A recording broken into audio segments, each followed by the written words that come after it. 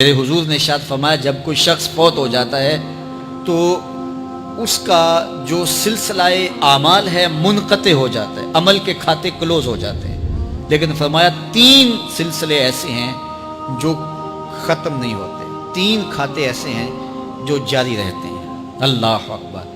سب سے پہلے صدقہ جاریہ، دوسری بات میرے حضور نے ارشاد فرمایا علم جس سے لوگ نفع پائیں۔ اللہ اکبر۔ علم کسی کو سکھا دیا، وہ تسلسل باقی رہے۔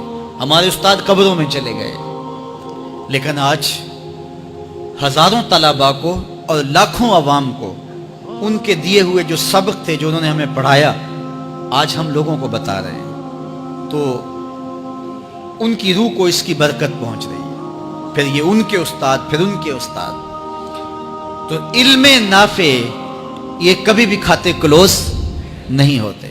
اور تیسری بات میرے حضور نے فرمایا نیک اولاد جو ماں باپ کے لیے مغفرت کی دعائیں کرتی ہے، یہ صدقہ جاریہ ہے، یہ کبھی بھی ختم ہونے والا سلسلہ نہیں ہے۔ میں کہتا ہوں کہ اولاد اگر نیک ہے، اہتمام سے دعا نہیں بھی کرے گی تو دن میں کتنی مرتبہ کہے گی ربنا اغفر لی والدی، اے اللہ مجھے بھی بخش دے، میرے ماں باپ کی بھی مغفرت کر دے۔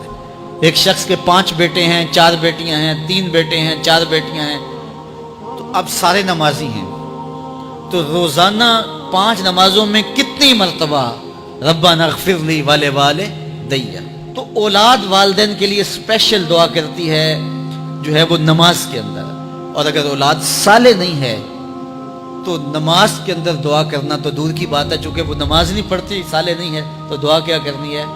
ایسی اولادوں کو بھی میں جانتا ہوں جنہوں نے اپنی سکی ماں کا جنازہ نہیں پڑھا، سکے باپ کا جنازہ نہیں پڑھا۔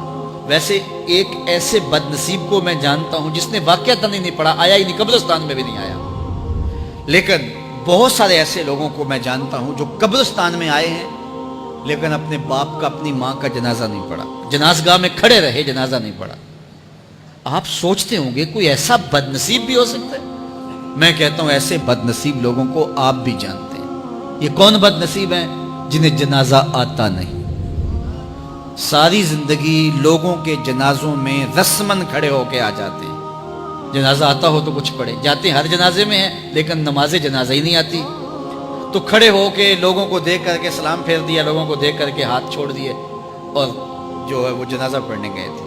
اور جب اپنے ماں باپ فوت ہو جاتے ہیں تو کیا سارے کام چھوڑ کے جنازہ سیکھتے ہیں کہ ساری زندگی لوگوں سے فراڈ کیا، دھوکہ کیا، آج اپنی سکی ماں کو دھوکہ تو نہ دوں، آج اپنے سکے باپ سے تو فراڈ نہ کروں۔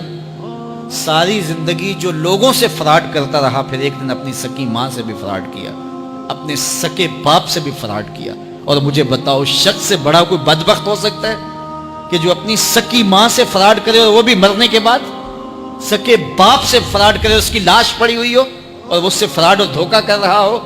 اگر اس کے اندر ضمیر ہو تو ڈوب کے مر جاتا کہ میں اپنی ماں سے فراڈ کر رہا ہوں اور اپنے باپ سے فراڈ کر رہا ہوں۔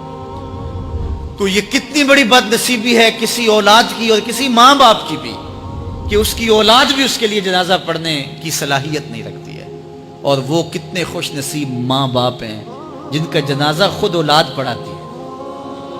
اتنی صلاحیت اور اس قدر اللہ نے ان کو خیر کی توفیق دی ہے کہ وہ خود اس قابل ہے اور اس منصب پہ ہے کہ وہ اپنے ماں باپ کا خود جنازہ پڑھائے۔ کوئی جنازہ پڑھائے بڑی برکت ہے، لیکن جس خلوص سے بیٹا دعا کر سکتا ہے کوئی اور تو نہیں کر سکتا ہے۔ تو اپنی اولادوں کو نماز جنازہ سکھاؤ، اپنی اولادوں کو دین سکھاؤ، یہ عادی بن جائے نماز کے، تاکہ بعد از انتقال دعاؤں کے سلسلے جاری رہیں۔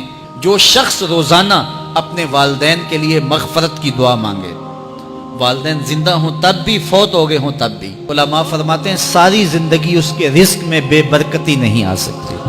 تو اپنے ماں باپ کو خوش رکھیے گا اگر زندہ ہیں تو، اور اگر فوت ہو گئے ہیں تو ان کے لیے دعاؤں کا سلسلہ کبھی بھی موقوف نہ ہونے دیجیے گا۔